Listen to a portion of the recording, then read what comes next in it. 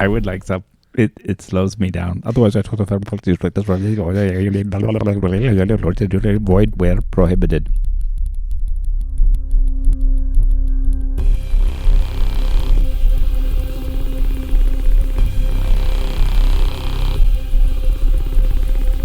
Welcome to the edge of nowhere.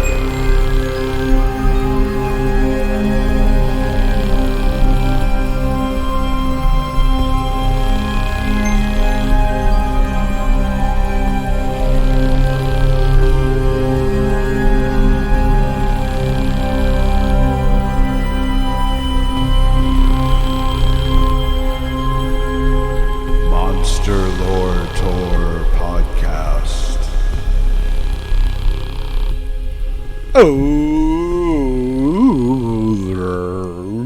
Right. Hello, everybody, and welcome to Side Trail 37 for the Saxtown Axe Murders episode. I am your host, Jeremy Carr, here along with my co-host and the bubbles in my soda pop, Mr. Matt Ozero, a.k.a. the Moz. How we doing today, Moz? No complaints. You get to be the bubbles in my soda pop. Well, Bubbles is not good. You already have a Bubbles in your psyche, and it's a clown that wants to be really deranged. Yeah, I thought it was just because you make me tingle. But it's really just a stroke. Is this the first time you thought of it, that it really is also Bubbles as your inner demon? Oh, Bubbles. Yeah. That's what I thought you meant by that. No, he doesn't tell me when he's coming out. He just did in your soda pop. It wasn't me at all speaking there. Maybe that's or how you at all speaking there. Maybe that's how I got to the couch the other night, but that's a different story. Wow. Anywho, so we are here for the Side Trail 37, connected to episode 37. We do have a little bit of old business from the previous Side Trail. We try to keep the episode old business in the episodes and the Side Trail old business in the Side Trails. I feel it's a little more organized that way. We each have one piece. I'm going to go first, just because I'm already talking. You asked me about the fossil ape record and like how old mammals were and how old apes were and whatnot. Yeah. So it turns out the oldest mammals, like our oldest from where the apes and the humans and the bats and everything mammal came from, were actually around for a good while before the dinosaurs even went extinct, like over, high 60s millions of years ago. We have record of it back to at least 66 million years ago. And reason to believe, they were already around at that point because we have fossils from that point. So mammals and dinosaurs did overlap, not in human form. Proto-mammals, of course. Yeah. But as far as humans and apes and whatnot, I did find a paper on fossil apes and human evolution. I will put this in the show notes. I've not had my gratuitous geek out moment of the week yet, so I'm going to do it right now. I'm going to read you the abstract from this thesis paper I found from May 6th, 2021. I believe it was published. Again, it'll be in the show notes. But this says, humans diverged from apes, chimpanzees specifically, toward the end of the Miocene around 9.3 million to 6.5 million years ago. Understanding the origins of the human lineage, hominins, requires reconstructing the morphology, behavior, and environment of the chimpanzee human last common ancestor. Modern hominids, that is humans and apes, share multiple features, for example an orthograde body plan facilitating upright positional behaviors. Just means we walk on two legs and stand upright. Can you just say bipedal?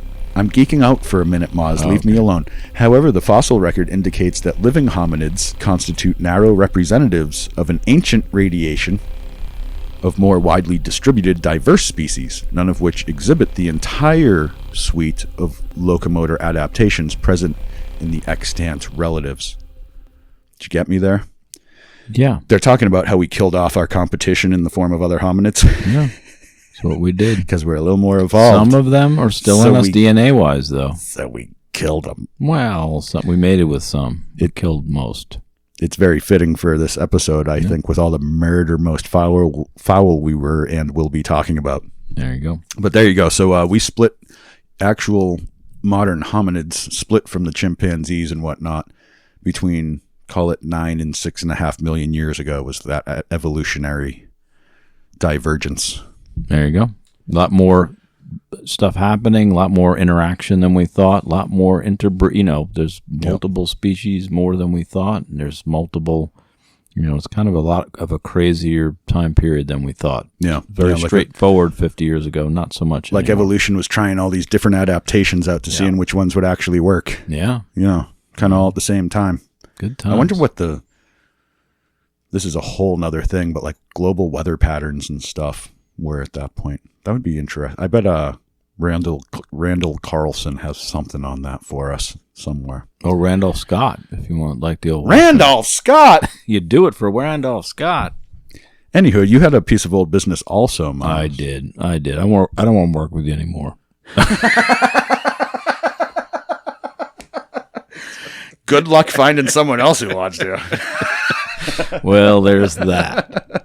There is. No one else even knows where your hermit cave is, man. Like, how are they even going to find you? No, it's good. It's all good. No, I had a piece that I brought up a headline that I hadn't researched as well as I might have with Gigantopithecus being moved back. What'd you call me? Gigantopithecus. Basically, it's some of the Bigfoot theories are that it's Gigantopithecus. Oh, right, and this headline said that it actually went extinct 100,000 years earlier than thought. Oh, right. And then I asked you, and how early was that? And you were like, no I idea. Don't know. Yeah. It doesn't matter because Gigantopithecus went extinct between 295,000 and 215,000 years ago. So there's already a wide range. So I don't even know what so that if means. It pushed it back, it's instead of being 200-something thousand, it's 300-something thousand. Well, it could have been, it could be as high as 395,000 years ago, the extinction. Okay. I mean, everything's got a range like that. Yeah. We can't be sure, but I always take it as like a percentage thing. And percentage-wise, that's a pretty big difference. Yeah. You know? Going from 200,000 to 300,000. So if the fossil record gap is getting bigger, maybe. Yeah, and the more we find, the older things get. The oldest one we have found is an important phrase to realize. That doesn't mean that's the oldest one there is. Well, that's what I didn't understand is how does it move back? Usually it becomes more recent. They actually moved. Well, they found something older. They had one that were like, this is the oldest one we've ever seen. And that's how this normally works. And what they're saying is the exact opposite. There's a longer gap in the record. So I don't even know what that means. Yeah. So now. I see. Because yeah. Because Usually what you said is right. Because this is when they went extinct. Yeah. I don't even understand why they pushed it back. That is weird. I guess maybe they redated existing bones. And old school dating methods. Yeah. My old school dating methods didn't work as well either. Hey, you've just been married too long. There you go. All right. Before we lose ourselves in that, let's get into our actual side trail here. First thing, I do want to plug again Nicholas J.C. Pistor's book, The Axe Murders of Saxtown. If you enjoyed episode 37, you want to know more about the case and everything, pick up the book. Because as good as we are here at Monster Lore Tour, everyone knows the book is always better.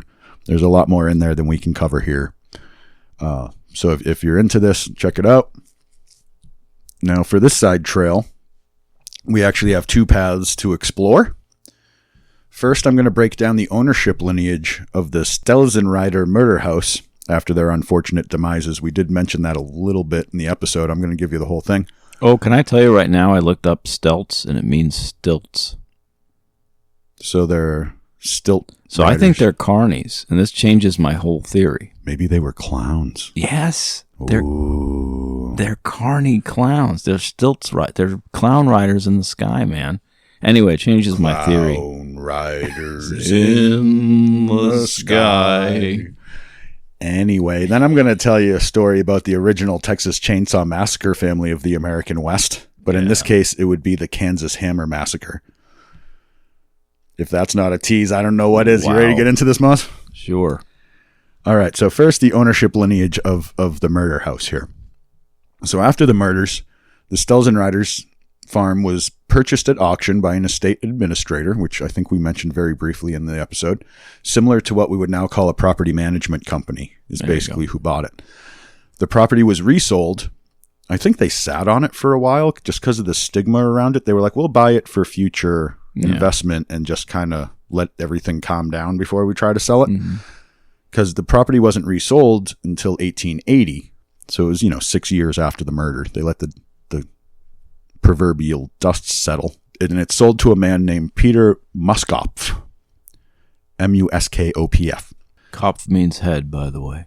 Okay. Now I have to look up Mus. Thanks.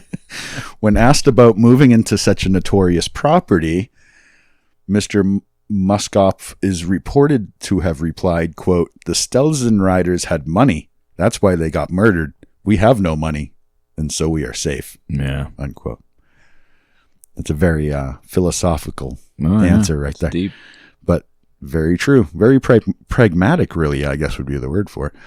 Muskopf lived out his long life in the old murder house, and when he passed well into his 80s, the property passed on to his son, and I'm not making this up, his name was Charles, and grandson Percy. Just kind of weird, right? The Charles coming back into... I know Charles is a popular name, but come on, Muskopf naming his son Charles after living in that house? So they were lovers. I'm getting the picture. Oof, I don't know, just an odd choice. But anywho, Percy Muskopf grew up in the old murder house, and as much as they insisted the house was not haunted, Percy had an odd story from when he was a child. A cryptid monster story or a ghost story? It's not really... Well, let's just read it. This is a passage from Nicholas J.C. Pistor's aforementioned book, The Axe Murders of Saxtown. You want to read this one for us, Miles? Percy said a curious old man would walk by on the dusty country road in front of the house, an old man who appeared to know too much. He comes every day past our yard, Percy later told the Belleville News Democrat. I won't mention no names because his family is still in town. I was 8 or 9. I'd be on the porch or playing in the yard. He'd stop and start talking about the murders. True to form, Percy sought to protect the name of the person. No need to ruffle any feathers. Saxonites had been scared into not talking too loudly or saying too much. Fear of retribution had been ingrained in them. The old man seemed to have a split personality to Percy. He would ramble, then switch to coherent words that painted clear pictures of the crime. He told us Stelzreide had a big club sitting by the door, Percy said, indicating that the Stelzreiders were unable to fight back with a weapon. But it didn't get moved during the murder. It was just sitting there like he never got to it. Percy said the man knew for sure that the family had received money from Germany. He believed that the man may have been the murderer. It was in a basket, Percy said, referencing to the willow basket Fritz Stelzreide was seen holding at the auction before he was murdered. There was a big log hanging in that big room where they were murdered. It was 10 inches square. That old fellow that used to come by told us that's where the basket was hanging, that the money was in. When they found the bodies, the basket was still hanging, but the money was gone. He continued, they all had their throats cut. They was hit with a hatchet on their heads. That must have been a bloody mess to kill 5 of them in that room. It was about 18 foot square where it took place. Percy slept in that room. His family sold the property to Jesse and Leslie Gines in 1945. Percy died in 1999. No one was ever prosecuted for the Saxtown murders. So after all our investigation and theorizing and everything, it seems Percy knew the answer to our ultimate question for this episode. And for everyone back in the day, that never stopped wondering who committed the most foul act of murdering the Stelzreide family. But he was all too familiar with the law of snitches and stitches and never told a soul. What do you think of that, Moz? Does this make Percy a good fella or an aider and abetter of a murderer? It makes it back to the whole town was in it, you know. Yeah. A lot of people knew. Everyone was afraid. Nobody wanted to speak. Yeah. A lot that happens with our podcasts after we do it. No one wants to talk about it. There's no comments. Or what if that at that point old man was Charles Stelzreide's son, Henry, who you believe to be the injured accomplice in the murder and the lover of the new Percy family guy here. Yeah, that's why he named his kid Charles. That's what I was getting at. That's what I was getting at. I'm explaining this to you now later. And Maz has brought up his Ahu Guano theory of the week. Oh no, here it comes! Quick, to the batshit signal! Good job, Moz. Okay, now let's move on to the next owners that were mentioned at the end of that article, the Gineses, like Joneses, but with an I. The Gineses grew quickly tired of... Can I just say I'm glad they're not living in Virginia, because some of the mail that would just... Anyway. Okay, the Gineses grew quickly tired of all the talking and gawking that went on about and on their property. As the house was becoming dilapidated in its aging state at this point, the Gineses decided to tear it down completely and build a new structure on the existing foundation. They figured this would end all the talk of their house being haunted by the spirits of the murdered family, which they always insisted it was not. But even after all that, and the Gineses' repeated insistence that there were no ghosts on their property, the legend of the Saxtown murders persisted. The last of the Gines family passed in 1985, at which point the property was put up for sale once again, and was this time purchased by none other than one Randy Eckert, the one we mentioned in the episode, who was actually a direct descendant of the Eckert family that was neighbors to the Stelzreiders. Funny part is they weren't in the area anymore. It's like not like their family was still there and he bought the property next door kind of thing. They weren't around anymore, but he still went back and bought the property. They knew it was buried somewhere on that land. Yeah, like is their money hidden somewhere? Yeah. But I thought Randy Eckert was the last one who died on that property, though. On their property, he came back, the descendant of the actual because this Eckert is a family. long time later. Right. Yeah. He came back around. This is like the great-grandson kind of thing. Came back around. And people were still like, oh my God, the Eckert family. Yeah. Like it's still suspicion hanging over him, which is kind of crazy. So after all these years of other owners insisting that no ghosts existed on the old Stelzreide property, just a week into the Eckerts moving into the house, strange things began to happen. Mm-hmm. Following is from the book, The Axe Murders of Saxtown. Quote, Eckert and his wife were awakened by what sounded like a door closing and a dog barking. They looked outside and searched the small house and its surroundings. Nothing was there. But their own dog was posted silently at the foot of the bed, shivering, shaking, scared to death. The sounds recurred through the years, particularly around the anniversary of the murders. Dang. Someone coming in the door and the dog barking? Dang. Yeah? That was a dog that never got to save that family. Exactly. So it didn't take too long for the new Eckerts to grow tired of these oddities. By the end of the 80s, they had built a new, bigger residence for themselves on the other end of the property and were renting out the smaller, older, much more haunted murder house. One of the renters reported... A dead and breakfast. Wow. That's like a whole new version of Airbnb right there, man. Haunted Airbnbs called it Dead and Breakfast. Yeah. See the business models we've been talking about today? If you know how to make that happen, you can have it. Yeah. Put that out in the universe. But anywho, one of the renters of the murder house reported some odd occurrences similar to the Eckerts' experiences. Here's a bit more from the book. Quote, Chris Nauman rented the house in the 1990s and reported his own fright-filled experience.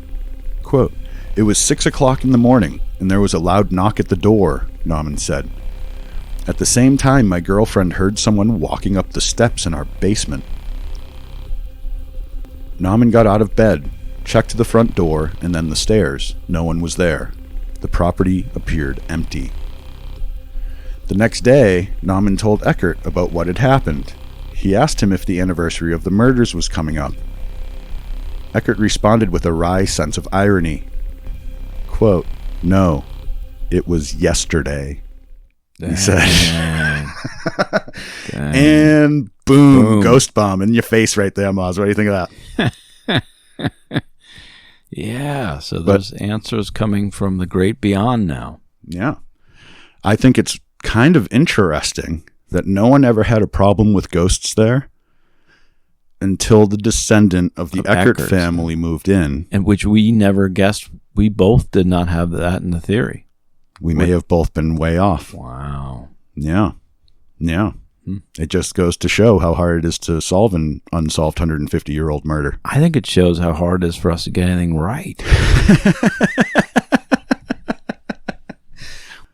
But okay, so that's the lineage of the murder house there. So let's get on to the second part of this side trail.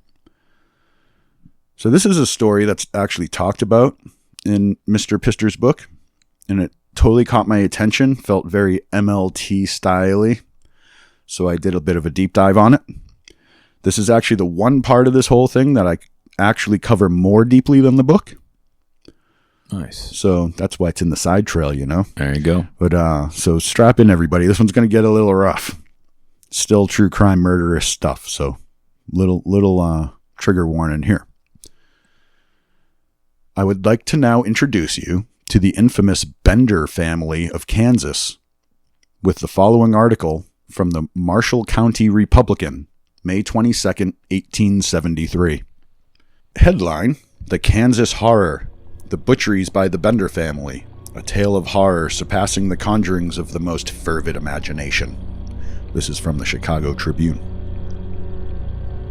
It has been left for the American frontier life to develop a story of crime more horrible and more mysterious than any told in the fiction of which Mr. Thackeray's Catherine was a paraphrase.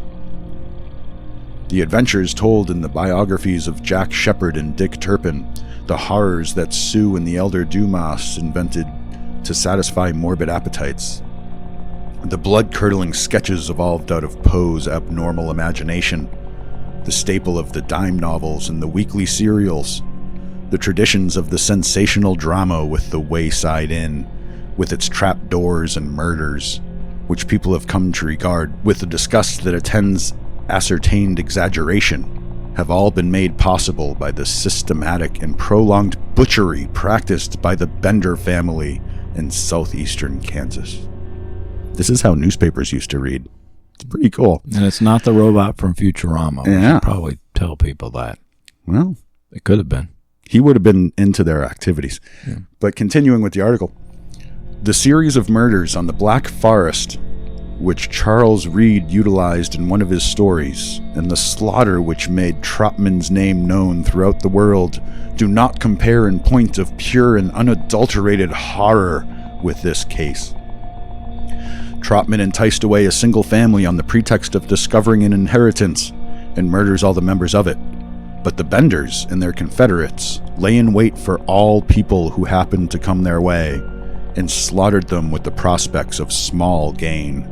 The Chamber of Horrors and Madame Tussauds' London collection of wax figures does not, with all its hideous caricatures, present so complete a picture of human depravity as has been traced to an isolated frontier settlement in Labette County, Kansas. The disappearance of Dr. York, a brother of Senator York, that's where they made their mistake, who exposed the Pomeroy bribery, caused the first vigorous investigation into the cause of numerous similar disappearances that had occurred in a section of Kansas not far from Independence. Dr. York was missed about the middle of last March, and a short time ago, Senator York organized a party to scout the country in search of some trace of him. Dr. York was known to have taken the route between Independence and Osage Mission. In the scouring party, came across a house situated about halfway between Drum Creek and Big Hill, a dismal expanse of prairie land. This house was a sort of halfway stopping place, combining a grocery and eating house, where travelers usually halted for lunch. The house was kept by a family named Bender, consisting of the old man and a young man, said to be father and son, and an old woman and a young woman, said to be mother and daughter. Both couples were supposed to be married, but the young woman who professed to be a spiritualistic medium, to tell fortunes and to cure diseases, had a bad reputation in the neighborhood. Interesting family dynamic. Yeah. When the object of Senator York's search became known to these people, the young man offered to assist the party, and the young woman desired to make an appointment with Senator York when she promised she would reveal the manner of his brother's disappearance through the aid of the spirits. Little attention was paid to these offers, and Senator York and his party went on. They were obliged to return at last without having discovered any clue to the mysterious disappearance. Senator York then employed a detective named Beers, who went to work at the case. After some days, Beers' attention was drawn to the Bender house, and when he went there, he found that it had been deserted. The whole family, warned by Senator York's search, had fled. Their absence increased the detective's suspicion. Search was instituted at once, and traces of the missing York were soon discovered. The first convincing evidence of foul play in the house was found when Beers lifted a trap door in the floor, and the sickening stench of decomposing remains came rushing through the opening. This satisfied Beers that Dr. York had met with a violent death on those premises, and he prosecuted his search still further. A patch of ground at the back of the house had been newly plowed over, and Beers carefully examined it in search of a disturbance or subsoil. Having found a spot which looked as though earth had been thrown up, he took a wagon rod, plunged it in the ground, and at a depth of about 4 feet, it pierced what was subsequently found to be the remains of a human body. Men were set to work to dig, and a body was found, which was subsequently identified as that of Dr. York. So they found the senator's brother. How many years? I mean, this is still part of the investigation? Oh yeah, this isn't all Okay. that. This is only Okay. like a few months, All right. you know, not years, months. The finding of York's body induced a search for others, which resulted in the finding of 9 bodies in all, several of which were identified as those of persons who had suddenly and mysteriously disappeared within a few months back. It was observed that there had been a regular system of burial.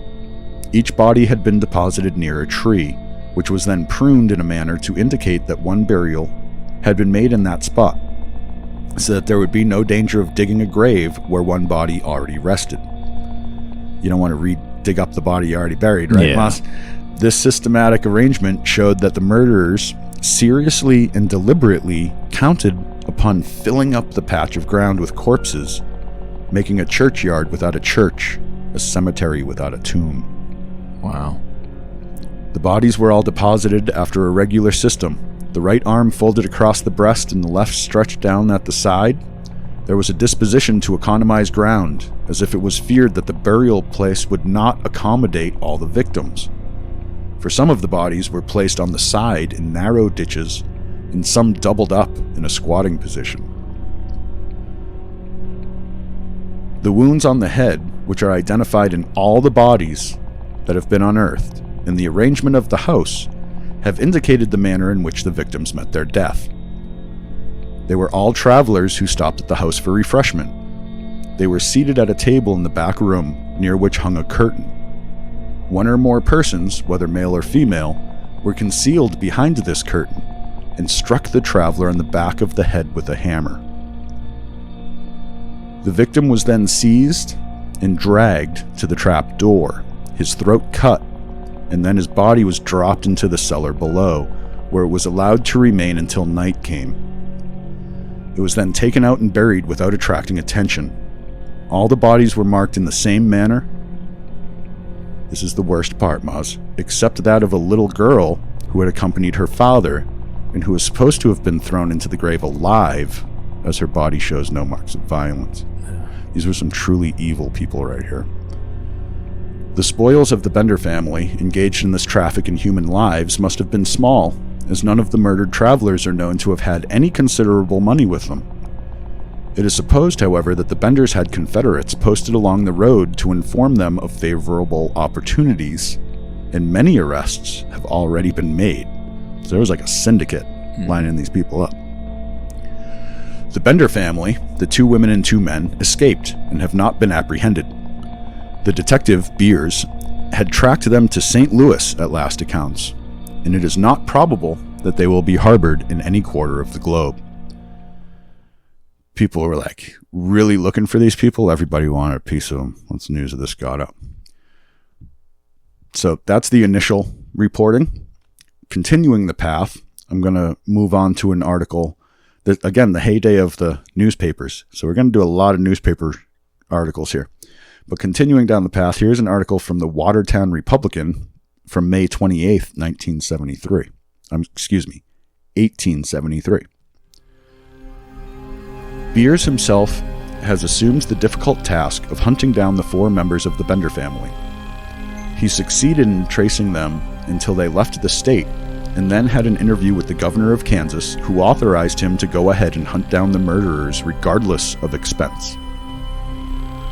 With this understanding, he started and arrived in St. Louis yesterday, having followed a clear trail to the place. The Benders left Kansas with about $10,000, and Beers thinks that they have gone straight to the seaboard with the intention of hiding across the ocean. He will follow as fast as the trail can be picked up.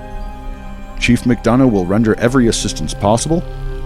Information has been received already of parties here who have told more about the murders than they ought to know as innocent people. Detective Beers says the people of southern Kansas are terribly excited over the discoveries, and it would be a difficult task to keep the Benders out of the hands of a mob if they should be taken back now. So public sentiment, everybody's getting all riled up. Yep. The hunt was fully on at this point, and every sheriff, constable, bounty hunter, or just general wannabe badass across the country was determined to get a hold of the murderous Benders. The general sentiment of the time was summed up well in the following article from the Yuma, Arizona-based Arizona Sentinel on September 20th, 1873. You want to take this clip from the Yuma paper, Moss? The Tucson Citizen says, "It is reported that the Bender family who committed such extensive murders in Kansas are in western Texas on their way to Arizona. Tucson is a good location for them, and upon this hint, they had better come. The little unpleasantness they had in Kansas can be closed out here by the use of a few poles and some rope in a way that will save them time and trouble and the public much expense. Come on, Bender, and your family. We know you and know how to treat you too." If that's not the most Arizona thing I've ever heard. Yeah. Yeah, come on over here, dude. We know what to do with people like you. Come on in. Yep. It's still, I mean, neither of us have been in Tucson, luckily, in a long time. I was literally woke up there this morning. In the wrong place. It was that last night. Oh, we'll get into that when we get to Owl Week. Yes. But anywho, witness accounts swearing to have located the Benders poured in from Missouri to Arizona to Arkansas and everywhere in between. A number of arrests were made along the way, but none of the arrests were leading to actual convictions. Here's another story from the Watertown Republican, this one May 28th, 1873. Headline, "Where are the Bender murderers?" A correspondent of the Leavenworth Commercial, writing from Parsons, Kansas, under date of the 16th, says, quote, "I left Independence last evening and stayed overnight at Cherryvale. While in the station, the telegraph operator showed me a Kansas City dispatch announcing the capture of the Bender family a few miles beyond Dallas. The news came by the way of Cherokee County, and this convinced me at once that it was bogus. Milt Reynolds tells me that he saw a man from Denison yesterday whose word can be trusted, who declares that he saw the Bender family bivouacking near that city a few nights ago. He had not heard of the discovery of the bodies when he saw this camping party, but he describes the persons who composed it, and his description tallies very nearly with the personnel of the Bender family. He further noticed that the fourth right-hand finger of the young man was stiffened, and young Bender is known to have had this deformity. Prosecuting Attorney Ward of Labette County is taking an active part in securing their arrest, and he, with other officials engaged in the work, speak in the most confident terms of their speedy capture. The belief is prevalent here that the fugitives have separated. If this supposition is correct, Colonel York's conviction that the Benders are in Texas and Sheriff Stone's confident belief that they are in Missouri may both have tenable grounds to stand upon. The sturdy yeomanry of these two counties, Montgomery and Labette, are aching to have the criminals brought here. They say it shall cost the county nothing to prosecute them. They will mete out justice to them and give them a short shift and a sure cord. There we go again. There's the theme. Yep. Everybody's looking to hang these people as soon as they can get their hands on them. Yeah. We don't use the word bivouacking as much as we should, and I feel like we really got to bring that back. It's a great, you know who does use it is van life people. Nice. Because they actually do that. Most people never bivouac in their life. Yeah. If you live the van life, you use the word bivouac a lot. Yeah. But anywho, it appears the confidence of the investigators was overinflated in this case. All the evidence against anyone arrested for the murders was purely circumstantial, or just plain poppycock, as my granddaddy was wont to say, to the point that the subject became a source of jibes for the press as time went on. Here's a little example of that from the Weekly Kansas Chief, May 4th, 1876. You want to read this one for us real quick, Moss? It is a mistake about the Bender family being caught. They are living peaceably in Doniphan. The old gentleman was on a Bender Saturday. They're making jokes about it. They're literally making jokes about it now. Yeah. It was getting ugly for the investigators. But if Beers the detective made that joke, he's going on a bender. He would be. Beers went on a bender. That would have been even funnier. Yep. But it was serious. He was getting ugly for the investigators at this point. It looked like they would be eating crow permanently on this one. As the more time passed by, the less likely they were to catch the infamous benders. But in April 1877, a full 3 years after the murders, it seems that Detective Beers had finally broken the case wide open. The following is an article, once again, the Watertown Republic, April 11th, 1877. The Kansas detectives passed through Fort Smith, Arkansas Wednesday and wrote for Kansas with the supposed Bender family arrested in Crawford County last week.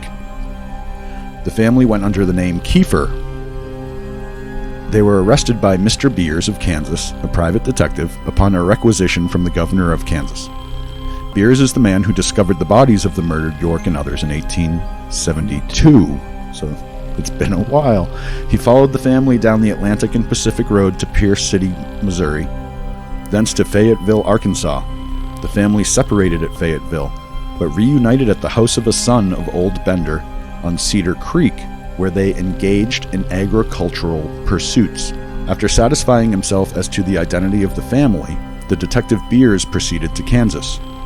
The arrests were made quietly by the sheriff, the only resistance being by Kate, who drew a shovel on the detective and attempted to get a pistol, but was prevented from doing anything. The whole party deny they are the Benders. All the circumstances are so strong that everyone in the locality where the arrests were made believe they are the real Bender family. Kiefer made a good citizen, but rested under suspicion ever since his residence in Crawford began. They came into the county on foot, one at a time, but the old man soon commenced buying farms and agricultural implements, always having plenty of money to pay his way. Since they left Kansas, Kate has become the mother of 2 children. Well, it has a nice ending. All right. So once again, the rug was pulled out, and once again, the investigators fell flat on their asses. Mm-hmm. The laughingstock proceeded as expected. You want to read this next passage from the Weekly Kansas City Chief from April 12th, 1877 for us, please, Moz. The Bender family have been caught again, this time in Arkansas, but they have been habeas corpus out of the officer's hands as somebody else. The old man claims to have been a member of the Wisconsin legislature. This is bad enough without being accused of being a Bender. Yeah, this is all. You just enjoyed this whole flap of jokes in the newspaper. You thought he was a murderer, but it turns out he's a politician. Is that better or worse? Yeah, depends on the county. But there would be no end of it here. The following is a mostly unrelated article from the Sacramento Daily Record Union from February 20th, 1886. Almost a full 12 years after the Stelzreide murders. It says, quote, "Most all old Sacramentans will remember the case of Wells, the murderer, who was recognized and arrested by the constable or town marshal in almost every town on the Pacific coast, and who, like the Bender family, hasn't been caught yet." Yeah. They became the all-encompassing reference for the one that got away. Yeah. That's 12 years after the murders. The papers are still poking at them. Yeah. You never caught these guys. Yep. And so it stands to this day. So this really brings us back around to the case from the full episode here with the Stelzreiders and the Saxtown axe murders, nobody could ever solve it. Right. The Sheriff Hughes in the case was really adamant to, really wanted to solve it because he already hadn't solved so many murders that put him in the spotlight for not being able to. And then you have the Bender family here, who everybody in the country wanted a piece of, and they still couldn't catch him. It just shows you how hard for forensics, properly developed as a field. Yeah, like real, like cameras and DNA, and even like real fingerprinting techniques and forensic techniques. Literally, unless you saw the murder happen, you didn't know who did it. Right. So it looks like the only real chance, going back to our original topic of the Saxtown axe murders here, it looks like the only real chance the world ever had of solving the Stelzreide murders died with Percy Eckert in 1999, because he apparently had extensive conversations with a guy who knew how it all went down. And never told. But it also may be that they were dead long before that, when the bleeding stranger hopped on that train. Yeah. You know what I mean? Yeah. Just because you know a lot about the murders doesn't mean you know who did it either. Right. That might have just been one of the guys who went in with Isaiah Thomas and saw the murder scene, and it messed him up for life. But like I said, so many people in that town might have known more than they let on, because no one, by the end of this tale, no one liked them because they were the money people getting more money. Yeah. And it was not something that sat well with most of the community. So, should we advise all the billionaires in America to listen to this episode right now and take some advice? No, because now they do have a watchdog that will be awake, and they can actually defend their property. If the mob that wants you is big enough, no one can stop it. There you go. I don't know. Trillionaire might be able to. He's going to have those little von Neumann probes there, and he'll just, we can march over the fence. We can continue this conversation off mic. I'm not putting what I'm thinking right now in public. So this ends our Saxtown Stelzreide side trail. Anything to add or subvert here before we wrap it up, Moss? No, I mean, it's like I said, it was a different day to try to figure these things out, and it just adds to the horror of the time period, really. When you think about what that family went through, even just to get to the point to all be axe murdered, how much tragedy was just built into the cake before they even got there. And there's your full circle right there, which I didn't even draw that circle before. But yeah, we start out talking about how Jovian Carl's life was. Yeah. And then when he finally makes good, he just ends up getting brutally murdered along with his whole family. Yeah. So maybe Job after all, huh? Yeah. Well, that's still pretty Jovian. Yep. In the end. That's kind of wild. Window in the middle. But he was already drinking too much even while he had the money. Yeah, and his one remaining brother was not talking to him anymore. And he definitely he was in a bad spot, and it got worse. So It's a rough story. I was really we did our best to keep it light in the end, but it's really a terrible story we just told. Way to go. But when monsters such do is true it, crime though, right? But it could have been a werewolf. We never discussed that. But we do have to cover all things monstrous here at the Monster Lore Tour. And human behavior is pretty darn monstrous. This is one of the more monstrous scenes I've heard of. So there you go. Since being at Bone Manor 48 hours ago. There you go. I woke up there this morning. That's why I'm going to have He to. He left 2 days later because he couldn't even leave. Yeah, that happens. I was partying with the rabbit gods, drinking tequila gods. from the Leap Day special. Anywho, all right, that ends it for this side trail. Thanks to all the members who get to listen to this right after the episode on the early release in the members section, where you can join for just $1, patreon.com/monsterloretour. And thanks to all the people who listened to it anyway in the compilation that comes out in a couple weeks. Either way, keep listening. We love you for it.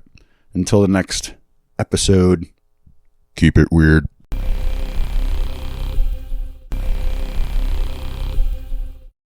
Well, it's all right. Hello, everybody, and welcome to Side Trail 38 for the Monster Lore Tour Paranormal Deep Dives from the Edge of Nowhere podcast. This is the Side Trail for Yeti number 1. I am Jeremy Carr, your host, here with my co-host and my para BFF, Mr. Moz. How we doing, Moz? No complaints. So we got little bit of a different sort of side trail today. But before we get into the meat of it, I just want to throw out there, we did a Havana Syndrome episode back in episode 11. So it's been out for a little bit. Did a whole big thing on directed energy weapons in that one turned into. But there have been some major updates on that topic in the news in just the last few days before the recording of this. 60 Minutes this past weekend did a whole big story on Havana Syndrome and an incident in China that happened the year after the initial Havana incidents.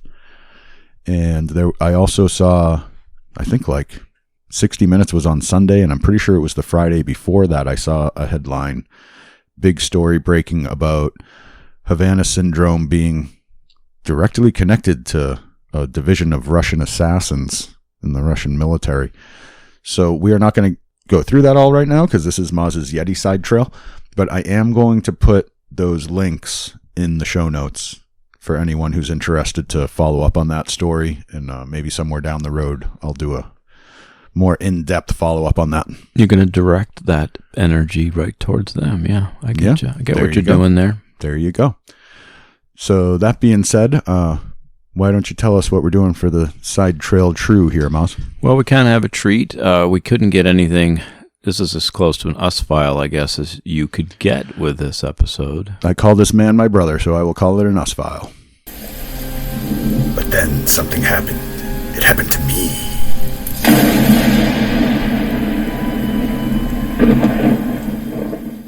We have an Alaskan bush pilot, and it's the closest we could get to the Himalayas. But, we've got some similar creatures in some similar places, and we wanted to ask him, because we heard through the grapevine when you've had some conversations with him that he does have some things to say on these topics.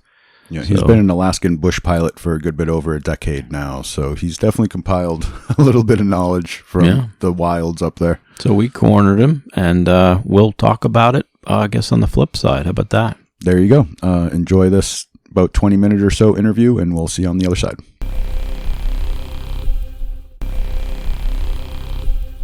So welcome to Monster Lore Tour. We're very excited to have Michael Culver here, from a bush pilot from Alaska, and he's going to tell us a little bit about some of the, just basically the word on the street, except there's no streets, what's going on up in that area and what it might mean to monster theory. So how long have you been a bush pilot, Mike? I've been 12 years now. 12 years. Up in Alaska. And basically we're talking what region? Kenai Peninsula for the most part, so south of Anchorage by a couple hours. Right. Mm-hmm. So the reason this came about is you are friends with Jeremy, our podcaster here. And of course, we've met a couple times as well. You have a theory that you guys discussed. Where did this happen, Jeremy? You guys started talking. We were eating a bucket of butt at the Flamingo Room in downtown Seward. Why do all of our stories start with that same line? That's an accurate location. Great restaurant. The bucket of butt is the best halibut you will ever eat. Oh, the halibut. I get it now. Yeah. I floundered with that for a minute. Oh, no. Yeah. That's good. So, bush pilot for a long time. You're out where we always want to go. Mm-hmm. This is, in a lot of ways, is just a ton of monsters in that area. Obviously, we're going to be discussing the Yeti, which is the Himalayas, but you got the Bumble, you got the Sasquatch, you got the Kushtaka. I don't know if any of these names mean anything to you, and what some of the things you've heard while you're out there. Well, yeah, sure. You hear a lot of stories. A lot of the guys I work with live out in the bush. They live 20, 30, 40 miles away from any road system, so they're getting out there by boat, by airplane, by helicopter. You're dropping people off on glaciers, basically. Sure, right? Glaciers, not too much on glaciers, but maybe more towards sea level, where they'll be putting up structures, cabins to spend time out there. When you took me on a glacier hike, we landed about 30 feet from the base of the glacier. Dang. This is correct. Dang. We tried to send Jeremy off on his way and see what happened after a few hours, but he did great. I've been trying to do that since this project started, so we got a lot in common. I'm like a bad rash.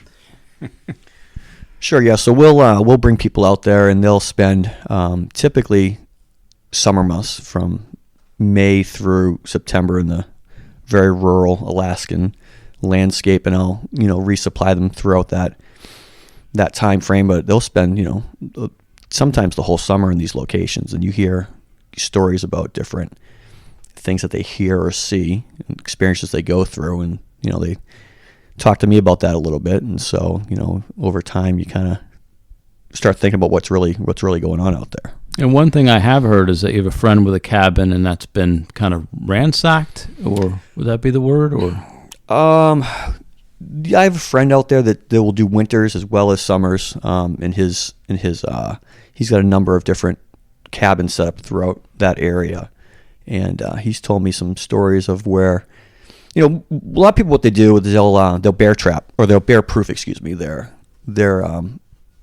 their dwellings before they leave for the wintertime. They'll take like a piece of plywood, and they'll put a whole bunch of nails through it, exactly, put it up, so where they won't be walking on it, or towards the door, or they'll bar things up pretty solid. But this one friend of mine has had his door to one of his cabins, I believe twice, literally ripped right off the hinges, right off the frame itself, almost like it was blown up from the inside from a massive pressure or something like that. But there's no way a bear could have done something like that, where to actually grab the door and pull it straight off and then fling it.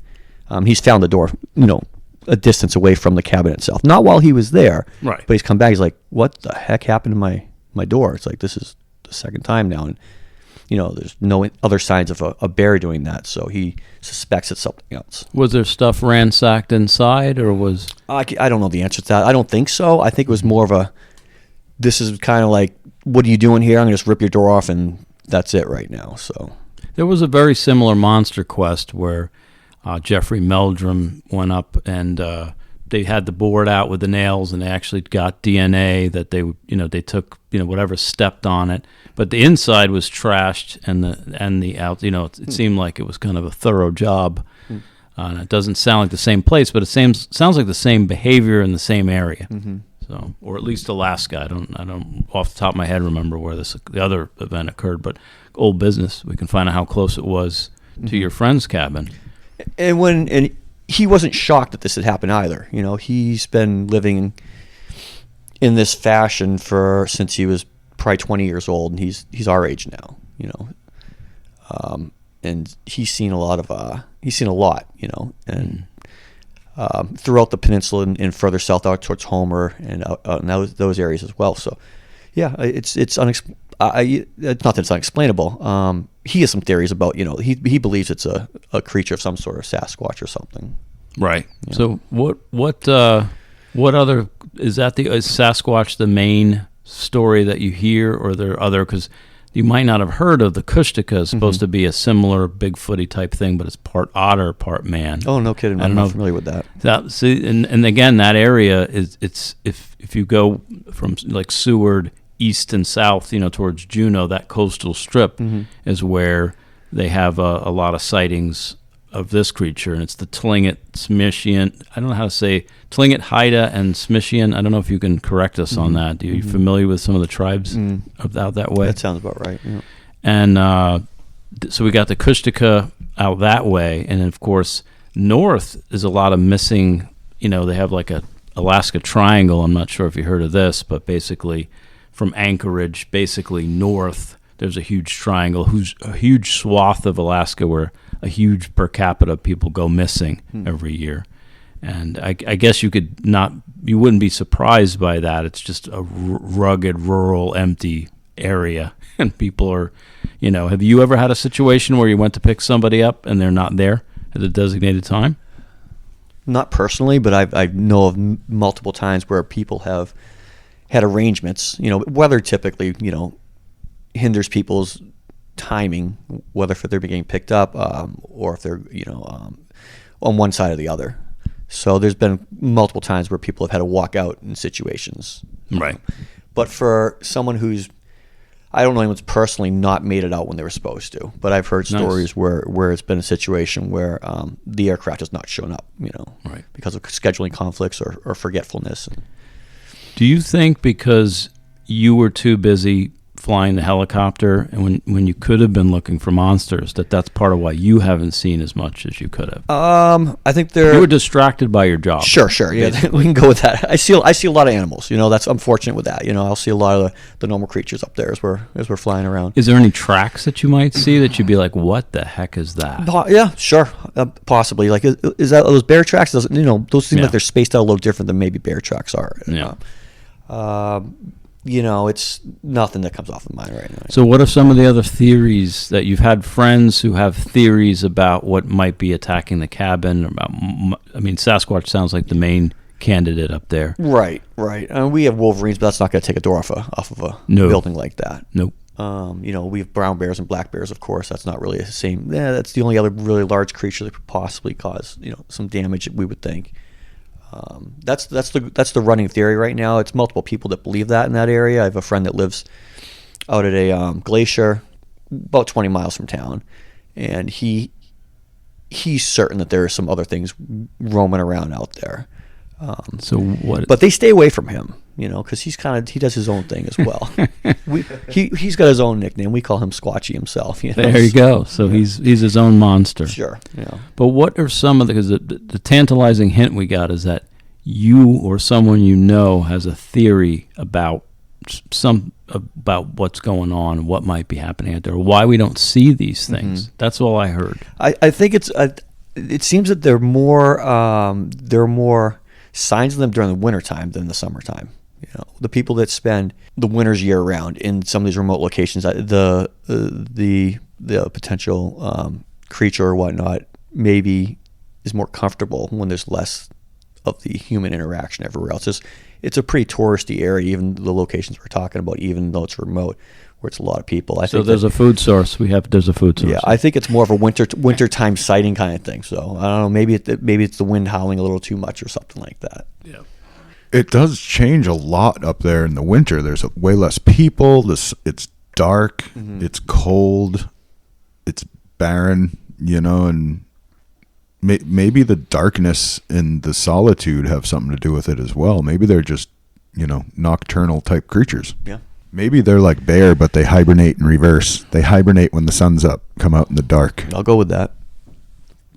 So the tantalizing piece that I heard about this is that, I have been coming at it from a kind of a more shamanic, it seems like there's these energies, these altered states involved. And I had heard that either you or someone had a theory that kind of ties into maybe a little bit of that mystical stuff. I was out with dinner with a friend a few months ago, and he was telling me about a time that he was spending about 50 miles from anywhere, really. It was the Nilchik is where he was at, and he was spending the winter out there with a friend of his. And they had first arrived, I believe, the way I can recall it, and they were exploring the area, and they didn't know it quite well at that point. It was, I think, late October, November. There was maybe a little snow on the ground. But anyways, it was getting later in the day, and the days are a little bit shorter at that point. So darkness was, creeping up on them. But they were out exploring the area, and they didn't really realize it, but a dense fog was moving in.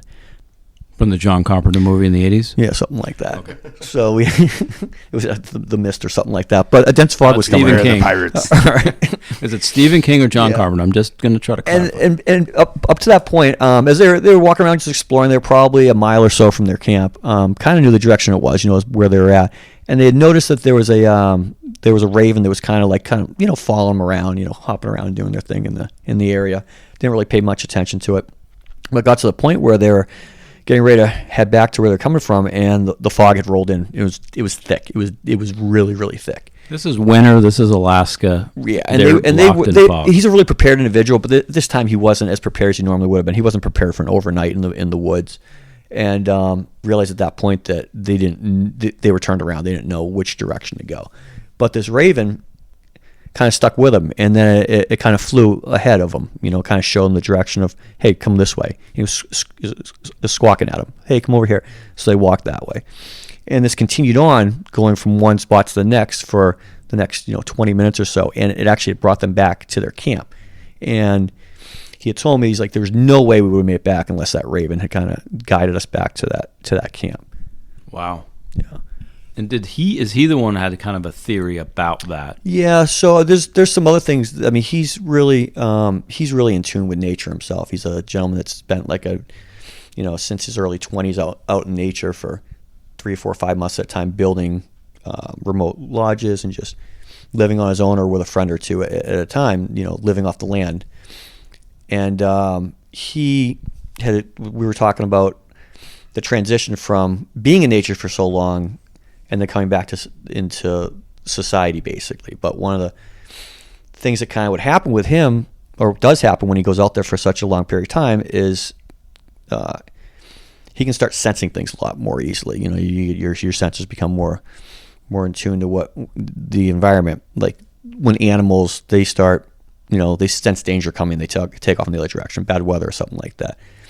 He got to the point where he could hear a rabbit when he was trying to trap rabbits kind of coming towards him, and then he'd see the rabbit, he'd see it before, and he'd feel like a shockwave or a force of that critter heading in his direction. Same with deer or anything else, or maybe even a bear or something like that was kind of approaching him. He could sense it and feel the actual energy of the air moving almost so much before he would see that creature. And when he would get back into, when he came back into society, everything was everything was loud, obnoxious, and his senses were all screwed up. It's just everything was kind of it was overwhelming. Almost a very high anxiety time for a week or so before he'd kind of numb it. That's what I think what came down to is your senses become so much more numb when you're around all the.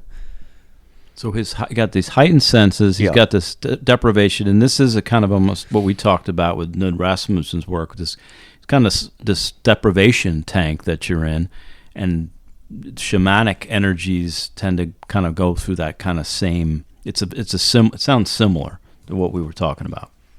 Yeah, it's that society almost forces you to detach from those natural forces that we are or should be inherently tied into in a way.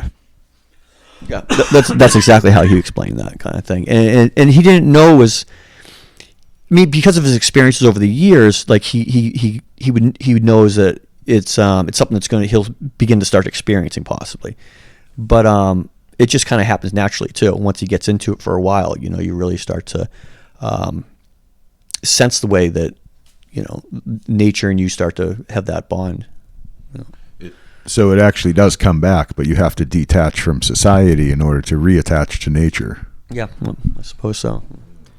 Any more to add for Culver's travels before we kind of move on? I do have some other questions too. Do you have anything more to add about the weirdness of Alaska and your 12 years of being a chopper pilot in that region? That's beautiful. You got to get up there. Yeah. Well, he's going again next year. I usually just watch him do his thing from the pub, and I see the trail of the Jeremy trails going off into the snow, and I get another beer, and I'll be like, wish him luck, I'm with you, buddy. Yeah. But I do want to say, in the movie 30 Days of Night, why couldn't you just chopper those people out of there, and why did that didn't have to happen? It didn't have to happen, but. Or do you know were you involved, or do you know, or was it you who tried to shoot that dog who's trying to run from base to base in the beginning of The Thing with Kurt Russell? Barrow's a tough place to be. Yeah. I actually do have a somewhat more serious question. I don't know how on point it is, but when it is full dark up there, can the pilots even still fly, though? Because don't you have to see where you're going? It's a good question. If you have a full moon, you're in good shape. Yeah. Oh, so you're reliant on the moon. Is the moon up a lot when the same sun's as down a lot? It's same as it is here, pretty much. I mean, we get the moon up there too. So it's still only for part of the day. Yeah. Though. I mean, if you're dealing with mountains, you've got a situation also, But just fly really high. Because that's what I'm thinking in that movie is that maybe they couldn't get those people out of there because if they're too remote and it's constant darkness and there's no moon. Well, when you've all done your gone inside of a cave, they do the old turn the lights off. There's complete darkness, and you can do that in your own closet, I suppose. I do that in the lava tube. Yeah, the lava tubes. Yeah, same thing up there in Alaska, or it's complete darkness at times. You'll take your hand, put it in front of your face, and you're outside, and you still can't see it. That's wild to be outside and it be that dark. Overcast, no moon, no I guess good. I've seen it on, like the moonless, cloudy nights in the thick woods. Sure. I have seen darkness Yep. like that. Yep, you though. get that- you can get so that I can down here imagine. for sure. I can imagine. Yeah. So please, if you keep us posted, if you do see anything, hear anything, let us know. Keep us posted if there's some other strangeness out there, and we'll kind of follow up on that if we can. Mm-hmm. And it was great having you on. Thanks.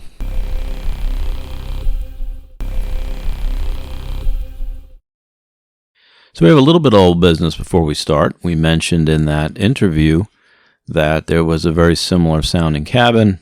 Monster Quest put down the boards with the screws in them, got some DNA evidence. So we were wondering how close that was to Seward and where, Culver makes his runs, his bush runs. Right. And it's, latitude isn't that different, but this is definitely lower. This is the top of Ontario in Canada, just under Hudson Bay. So it's on closer to the eastern side. Or that's the central. other side. Yeah.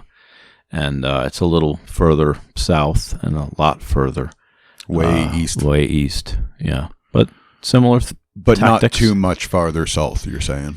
Yeah, and the latitude is not that different, and the story of how they protect their cabins is not that different, and and the door getting pulled off and hurled, bears don't do that. No, pulling it off like that and throwing it, that is definitely not something a bear would do. Yeah. Maybe a wild man, though. Yeah, well, there you go. You had to get that in there. Yeah, I'm leaning on that one heavy. Shouldn't lean on a wild man. It'll get you into trouble. Well, once you give them enough Mars bars, they'll let you lean on them all you want. There you go. There's some callback for you. But essentially, we got what we wanted, and we got some leads into some other potential interviews. So hopefully, Culver definitely has experienced much. He's going to be on the lookout for us, and he's the closest thing we have to our own bush pilot that's going to be taking us on some of these future adventures that we hope to go on. Yeah, and as of recording, the season in Alaska will be starting up reasonably soon, so we'll poke at that and see if maybe we can come up with something for season 2. Yeah, and we're going to have a plan the next time for what Jeremy's really going to do out in the bush, and we're hoping to, hoping to get him back first and foremost, but, when you do come back, we want to hear about some monsters. I really want to get dropped off for a few days somewhere. Yeah. I really do. Yeah, I think the Maz Manor crew feels the same way, Jeremy. Yeah. So, well, you got to tell my story if I don't come back. That's the whole thing. You got to come back. No, I always come back. That's good. I have been living under the rules of the taxi driver for going on 15 years now. You know what rule number 1 is? Yetis are terrible tippers. Always make it home alive. Yeah. Rule number 2 is don't get out of the car. That doesn't apply so much to the Alaska trip, but rule number 1 applies always. Mm-hmm. Always make it home alive. Right. Rule number 1. Rule number 1. And don't step in Yeti number 2. Correct. There you go. Don't eat the yellow snow. Don't go where the Huskies go. Correct. But you will be going where the Huskies go because if in Alaska. Hey man, if I can get real evidence of the existence of these things, I'll be rich enough I can go to Montana and buy myself a dental floss farm. There you go. That's not how it works. But we'll talk once about you that get me later. on the Zapper road, man. Yeah. It's just all over. I can't get off it. There you go. As seen on TV. Correct. No. All right. That's far enough off the rails for this side trail. Anything to add or subvert before we go here, Moss? No, looking forward to your adventure, some more of Culver's feedback, and maybe another interview. Yeah. I'm looking forward to part 2 of the Yeti series here, first and foremost, though. So I'm excited. Anyone who's in the members area can hear this before that one comes out. If you're not in the members area, you're going to have to wait till the compilation comes out when they're all done and hear them all together. To join, it is patreon.com/monsterloretour. It's only $1, and we tend to be about a month ahead in our releases from public. So you can listen to the next few that haven't come out yet already there. And the side trails come out right along with the full episodes. So you don't have to wait for the side trail compilations. You can listen to the episode, listen to the side trail. It's kind of nice. It's only $1, Moss. Like what only costs $1 anymore? Nothing. Us. Patreon.com/monsterloretour. That's what. That means essentially we're 50 cents each, so we're a bargain. We're making out. Yeah. Anywho, let's get out of here. We will see you for Yeti 2 on Tuesday. Till then, Keep it weird.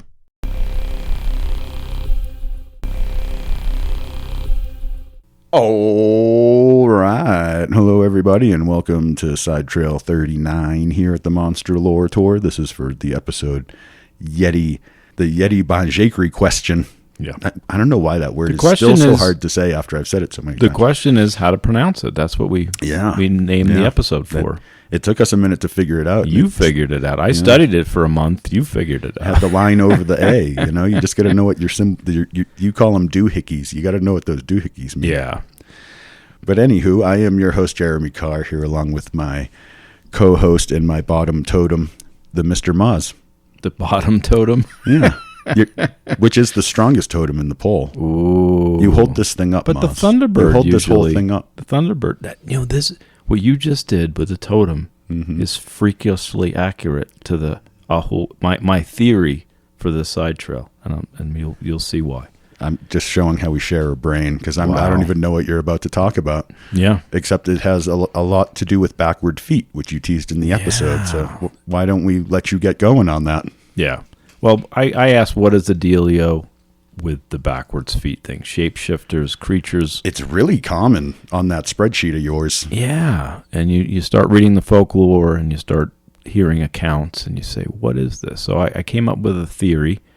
And then I went back into the mausoleum, into my files, and you have a copy of that. So, was that real? Was that a banshee? What was that? I think that was something with backwards feet coming to check us out. That was really weird. Yeah, we're doing this at midnight in his garage, so it could be anything. I'm not going to open that door for at least an hour, so let's chat, Maz. Yeah, I'm glad the dog is in here and not barking. Oh yeah, and she's not freaking out. We're good. We're good. Yeah. But I wanted to figure this out. If you study folklore in any capacity, you come across this stuff. We've come across this stuff. This isn't a definitive list of all things with backwards feet. We're just going to be discussing some of them, and then I'm going to explain why. I'm just going to answer it. That's what we do here at Monster Lore Tour. We don't just...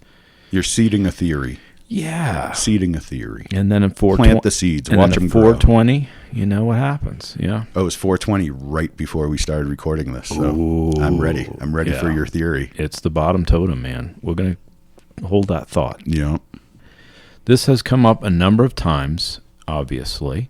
And it came up the last one with the Banjekri. Basically, that's what... I came across it one more time. The whole episode is about the Yeti. And all of a sudden... we've got this backwards feet for the Yeti thing. So I said, all right, let's dig into this. Let's solve it. From the Amazon, more specifically the Teresa Bane's bestiary about this creature from the Amazon, there's the Boraro, which is from Tucano mythology. That has backwards pointing feet, protruding ears, no knees, glowing red eyes, kind of, your typical creature crawling around, jaguar-like roar. Nice. And then there's also the Sasabonsum, which we talked about on this episode. 20 feet tall. And it has this... Is it 20 feet tall? He's the guy with the bag of bones, right? No, that's... Who am I thinking of? You're thinking of El Sabone. Ah, yeah. Sasabonsum, not El Sabone. Ah, I see what you did there. It's kind of my rhythmical. brain. Yep, I see what my brain did. I see what your brain did. No, this is the bat-like creature. But because it had the emaciated and twisted thing, I kind of thought maybe this is a shapeshifter. And then I read up on the Sasabonsum and... sure enough, there's whole shape-shifting lore behind that. That happened in our shape-shifting episode. Yeah, okay. But that also has backwards pointing feet. Then there's the Xolotl, Xolotl, ancient Aztec mythology. And it means Nawali, which is it's a disguise of the god Quetzalcoatl. And that, when Quetzalcoatl goes into this disguise, wears this skin, it has backwards pointing feet. Now, I didn't even understand why, though, because Quetzalcoatl's already the feathered serpent. It's enlightened. It's supposed to mean... It almost sounds more like Tetzalcoatl, which is the darker brother. Right. Like that seems like that's more of his guys. I had to look into deeper to figure this one out. The more sister side. Yeah, like why would an enlightened being, a feathered serpent, the Quetzalcoatl, put on this disguise that again has the backwards pointed feet, Yeah. I mean, it seems more like the darker brother's implication. job. My philosopher side can come up with all kinds of implications that could have something to do with. Yeah, well, it could be, again, the same thing. The twin brothers are two aspects of the same thing. It is just switching sides, essentially, to Tetzalcoatl. But why wouldn't they say Tetzalcoatl? But I don't know. That's the yin-yang thing again, right? Like we talked about in the episode. Yep. Then there's, I don't know how to say this, Laxiguapa, Laciguapa. Oh, it's even hard to spell. Laciguapa from the Dominican Republic. Another creature, piercing black eyes, backward-facing feet, long glossy hair. I'm glad they added glossy, so it obviously has the right, some shiny good hair products down there. Yeah. That's good. Bathing in the good mineral water. Down in Punta Cana. And then there's a Shural from west central Russia. We've talked about this one before. It's another forest spirit with long fingers. It's got that forehead horn, like the Mugatu. Oh, there you go. This shaggy kind of body. It's another one that lures travelers astray, and it's another one that has these backwards. Shoes are on backwards, is what WikiWand says in the show notes. Then there's the Allen from the Philippines, and this one I'll read for you. This is, again, Teresa Bane's bestiary. Species of winged creature from Filipino folklore. The Allen lives in the deep forest and spends much of their time hanging upside down from trees. Some tales say they have homes constructed on the ground made of pure gold, described as being human in appearance, half bird and half man. They also are said to have a long tongue, scaly arms, curved claws, fingers on their feet, and toes on their hands. All their digits also point backwards, hands and feet. Whoa, that's the most chimeric thing I've ever heard in my life. No, we've had the Philippines. We're gonna do a deep dive into them very soon. Its hands and feet are not only reversed in location, but also backwards. Also backwards. Yeah, that's crazy. Yep. Then there's the bunyip from Australia that has backwards feet. And that's a pretty common one. I'd never heard. Usually, when I talk about the bunyip, I don't hear the backwards facing feet one, but I found that in Teresa Bane's bestiary as well. It's also the Petni, which from Bengali, so South Asia. It's the Petni, and this is ghost of an unmarried woman. And, I'm actually going to read this one if that's all right. Yeah. Little is known about Petnis, except that they are the ghosts of unmarried women who died with unfinished business. They are similar in appearance to women who are still alive, although their feet are pointed backwards, and they tend to make their homes in sandpaper fig trees. According to folklore, these ghosts often try to accost men in order to satisfy their desires. They are known to be violent and dangerous when crossed. While they used to inspire terror, more recently people have had a more sympathetic view of the Petni, believing her to be an embodiment of female desire that disrupts patriarchal norms. Disrupt the patriarchy, man. I can get behind that. So basically, the violent femme. It's very kind of succubusy in a way. Yeah. Sadder. Yeah. It's well, I don't know. Did that make sense? You think, the succubus is like a demon who's just purposefully, I'm going to mess you up. But they're like doing it out of like a longing, a desperate longing. Yeah, it's more like La Llorona. Rather than just a purposeful destruction kind of thing. Yeah, and there's all that theme of the woman who's lost her children or drowned her own children. Yeah. The source is ghostly Bengali legends, the most famous boots in local folklore, the culturetrip.com. There you go. I even found a ghost with backwards pointing feet, the Bhuta. A ghost with backwards feet. Yeah. Okay. Let me... That's a weird, conglomeration of genre. Yeah, I know. A ghost with backwards feet, too. Yeah. And guess what else has backwards pointing feet? The Ahul. I know. Exactly. So where does Bat Squatch fit in, man? The Ahul has backward feet? Did I completely miss that when I did my Bat Squatch episode? I found this in Ebhart's bestiary. I don't know. It's...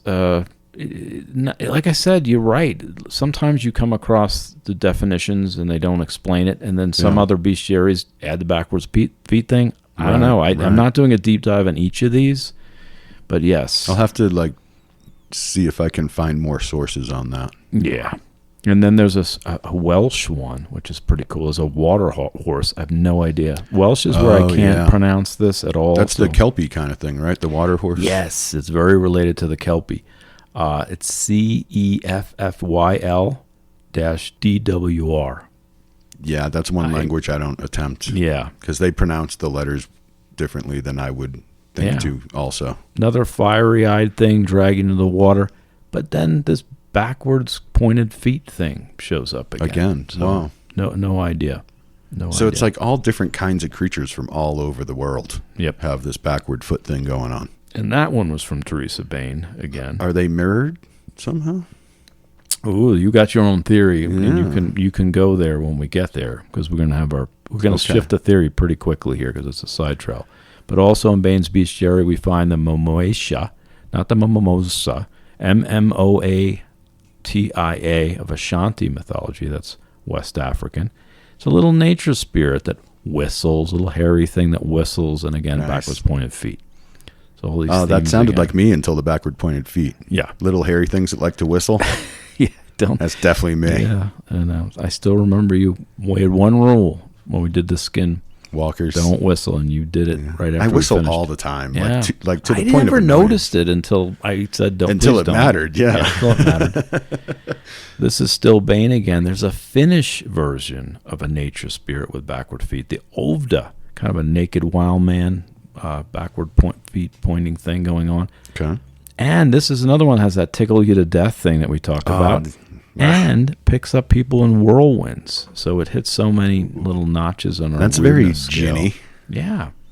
Also, Bane's theory, there's this type of vampire I found in India called the Punyama. Punyaima. Pumayama. It doesn't have backwards pointed feet. So why am I mentioning it, Jeremy? You're not going to know. But I'm don't just know. You have any guess?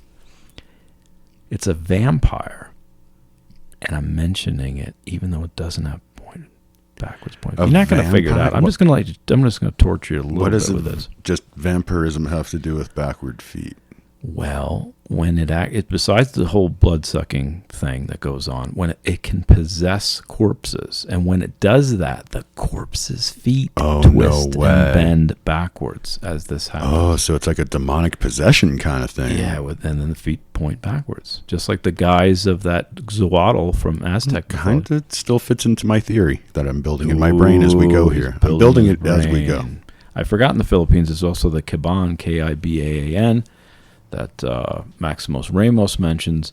That one has the same ailment, this backwards pointed feet. But here's where we step off the shallow end of the pool and step into the deeper, a little bit more of the theory side of things.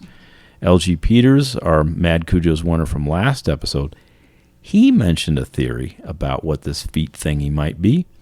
And I'm going to read from him now. And this is from L.G. Peters, The Calling, the Yeti, and the Banjaikri for a Shaman in Nepalese shamanism.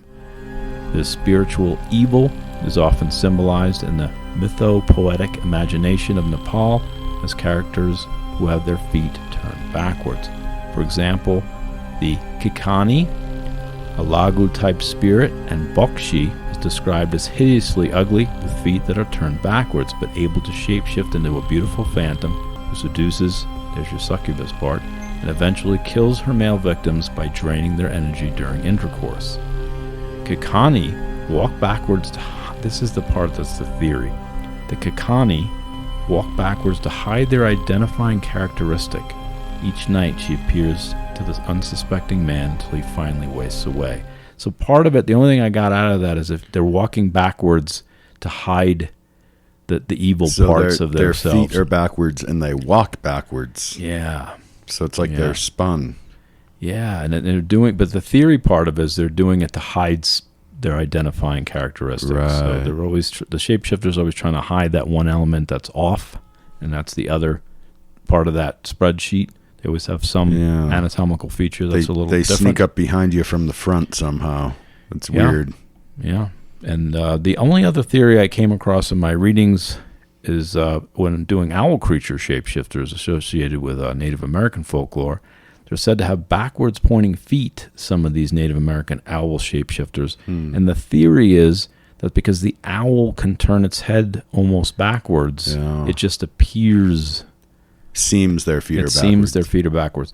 The reason I don't like that one is there's a gazillion. This is the only... You're just be pinpointing the owl shapeshifter as being, well, the feet are backwards because it's an owl. Right. If it was unique to the owl, then that would make sense. If it was unique to that, right. And I don't think it is, but I thought, worthy of mention for the theory side. Sure. We talked about animal form last episode, and I asked, is that the way to better identify and harness these magical powers of shapeshifting and beyond by being attached and more connected in animal form? Mm-hmm. And Brad Steiger kind of answers this in his Werewolf Shapeshifter Encyclopedia, which again is in the show notes.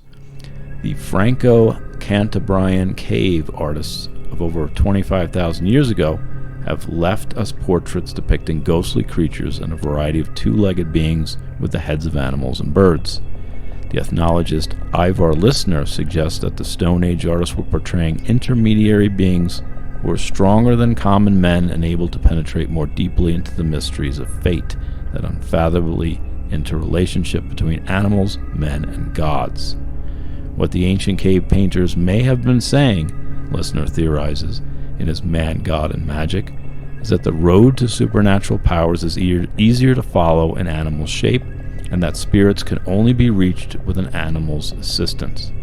While presents a wide variety of shape-shifting entities from around the world, the star who takes the center stage is the werewolf. Indeed, the more that we learn about the evolution of humankind, it seems logical that the wolf should be the one creature on the planet with whom early humans would most identify and feel the most unity of body, mind, and spirit. Again, that's Brad Steiger. That goes back to the shaman and their yek. Correct, yeah. Where you need the yek to do a lot of the work for you. Right. In the spirit realm particularly. And what we talked about in the last episode, where back to the Banj-Acri, it started out with a clan of apes and men that procreated essentially to form hybrid beings that became the 8 heads of these clans. And if you go far enough back, this deal is made between animals and man, and that's where they get their power, and they base their whole culture and their whole religion and their whole ideology, their way of being in the world, their whole ontology on these little deals, these pacts made with creatures, essentially. Wow, yeah. But Steiger, he named his book after the werewolf, even though it's a shape-shifting book. Steiger's book it says the Werewolf Encyclopedia, and then it's a history of shapeshifters.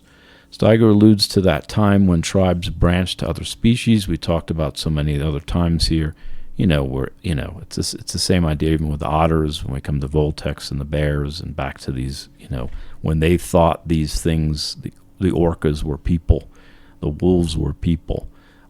We find it Native American all the way up to the Inuit and everywhere else we've kind of studied. We kind of go back in time and find that there's this connection to animals, and that the animals were once people. And the people were once animals. Right. And actually still are. Just keep that in mind. Here's Steiger again. After time, clans began to form around the belief that certain animals, other than wolves, had been ancestors of their families. Some admire the grace of the deer, the strength of the bear, the prowess of the cougar, and so forth, and clan demarcations were established within the tribes. So it started with the wolf. And this shifts to my theory why the backwards feet thing. Because even the word, I was just reading up on the Aswang, and that means Asuwan. They believe one of the things, it's a telescope version of ASUAN, the likeness of a dog. And there's no werewolves in the Philippines, but there's a lot of were-dogs, of course. So it's this canine piece of it. That's interesting. Yeah. Just were-dogs, but not werewolves. Yeah, so they don't have the were, even though it's the same genre and it's the same thing. Like it's so close, but it's not actually the same thing. Yeah. Well, it's just a variation of a theme. Right. But I think the canine's the default shapeshifter. We call it wolf or dog or what. That's what I think I'm getting at. And it comes back to man's best friend. There you go. What else would you want to turn into first? Well, we even said, I think during my shapeshifter episode, there was that Orozco, Yabera, where he talks about the first narwhal being an old man dog, red eyes, and that's again that theme that we keep coming back to. This is from Dr. Maximos Ramos, Lower Mythology of the Philippine Folklore. One informant said that the toes of the aswang also point backward. Another tells us that the usual notch between the bottom of the nose and the upper lip, the philtrum, is missing, and its place is smooth, unridged skin surface. And that's also the elves have that kind of quality. But again, the main thing he's talking about, the aswang, is an umbrella term to describe a lot of the creatures in the Philippines, and he's saying that's a common theme again for all these, I guess, is that, I mentioned a couple today, but he's saying that's a common trait, is having these backwards feet. So weird. And again, back to were-dog, werewolf country. I think from a consciousness theory standpoint, I read some, Ken Wilber talks about the centaur, where the feet of the animal are closer to the ground, and the head, which is man, is breaching different levels of consciousness, and that's more heavenly. Some other underworld to overworld, and the bridge between is the centaur, as the man transforms into man and then God. Interesting. Pan, same thing. He's got this, really earthy the animal, goat legs, and then he's got the horns, and it's he's bridging the gap between these different. And a really cool flute. He has a really cool flute. Yeah. If we do a goat man, obviously I got some Pan stuff that's, They already did that on SNL, the Goat Man. That's a land shark, isn't it? Yeah, the Goat Man. There you go. Maybe we can just interview him for that episode, and that would be very helpful to everyone. Probably more than some of my theories. He seems like a cool guy. Maybe you would come on. That's right. But I have a more global explanation rather than the owl thing or this whole thing that. And it relates to the wolf, and it relates back to this base totem that's at the bottom. Look at me. The most powerful. So actually, look at you. You're the base totem here, Maz. Well, again, the bridge between is the animal. So the base totem is the strongest, which I learned when you said that. You didn't know that? Well, I mean, because it holds everything else up. Well, we do share a brain, so that's it right. makes sense that it was in my half. Brain, right? Okay. I needed it for right now. But again, it's that bridging gaps between the two things, the base being more of the shapeshifter seems to be, in my opinion, this is my theory and what I think we're talking about. If you look at when a wolf goes bipedal, or not sometimes, just if it's a tall enough wolf. You sent me that picture of, it looked like a werewolf walking down a Mexican town street. I had seen that already, but it was a really cool picture. If you look at that picture, it looks inverted, the bottom, and that gets more accentuated when a wolf stands. The heel becomes inverted. It's a second heel, so it's not really walking backwards. It just looks inverted. So when a wolf the legs stands bending up, the wrong way, yes, kind of thing. When the wolves stand up, the heel becomes that part that looks like it's backwards. Interesting. So if these shapeshifters all tend to have the wolf base, that totem at the bottom of that chimeric creature, then you're always going to see this inverted piece, which is just an upright bipedal wolf. I'm sure someone's made this connection before. I didn't find it, but I'm sure it's there somewhere. Whoa, so it's like a totem pole symbology in the chimeric nature of these creatures. Yeah. They have the one animal on the bottom, another one in the middle, another one on the top kind of thing. Well, we even talked about the guy. Wow, I never looked at a totem pole like that before. Like it would have that kind of connection or reference to it. That's interesting. But even all the shapeshifters just seem to have the base of a wolf. Even the guy woggle, or gee-woggle as you called it. Mm-hmm. We had that argument. Yeah. That's just this weird central Pennsylvania cryptid that I'd never heard of. And all of a sudden that has wolf-like or feet and backwards feet too, by the way. I think it's the same thing. That one's, they say wolf and backwards at the same time. Right. But most of them, some of them just say the shoes are pointed backwards. There's a variety, digits point backwards. Mm-hmm. There's a variety here. But to me, it seems like we find a lot of shapeshifters with wolf feet. And that is the backwards element that people are capturing when they get a glimpse of these things, potentially. Yeah, it gives it the illusion of being backward. Yeah. It's interesting. Yeah. That's a very interesting theory. There you go. Now you were formulating. I do have a theory competing. If it's about the Ahul, it could be a side Well, no, trail just Ahul. this whole backward foot thing. Yeah. Well, they have backward. The Ahul has backwards feet. Well, there were a couple things you said that make me think in a couple different angles. But the first thing I thought I had while you were going through all that was the mirrored one that I thought of, which takes us back to that whole concept of being in the upside down. Right. And coming from, the twisted place that we talked about in the episode where everything is backwards, opposite, dangerous. Yeah. That's the sign that they're from the backward place, is their tracks are laid backward. Right. As they move through here, their tracks are backward because everything is backward. Yeah. So it ties into that.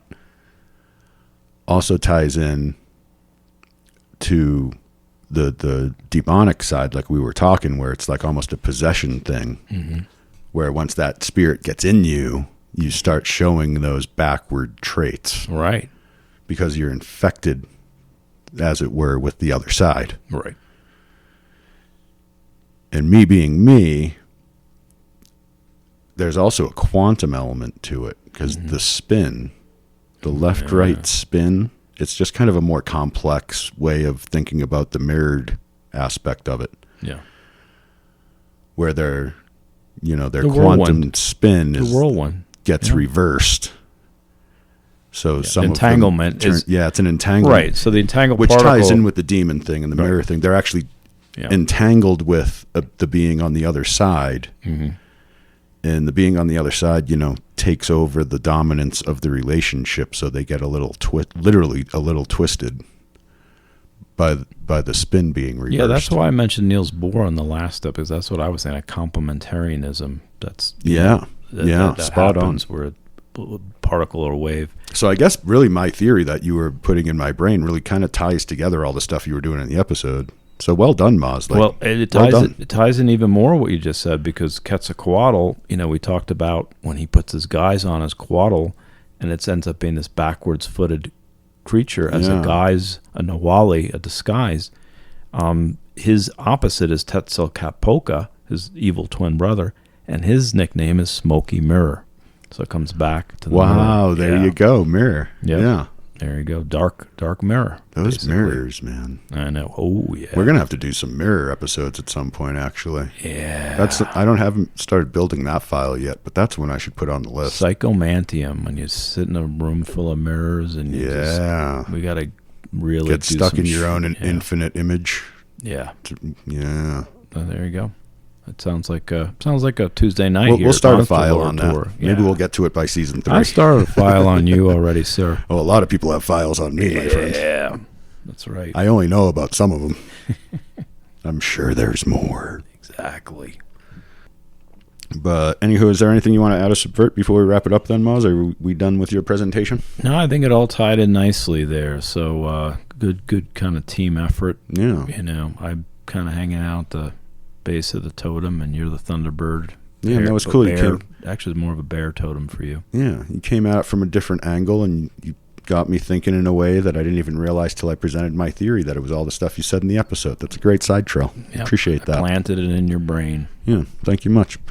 All right, if you enjoy what you're hearing, you can go join our Patreon for only $1 a month, patreon.com/monsterloretour, and you can get early access to all these episodes along with a simultaneous release of the connected side trail, so you don't have to wait for the compilations. If you're listening to it on one of the standard platforms, the compilation will be coming out here soon, so you'll still be able to hear the side trail, just delayed. Either way, we appreciate everybody who's listening. Keep coming back around, stay current with the Monster Lore Tour, and we'll try to keep adding to our mausoleum files here. So until next time, keep it weird.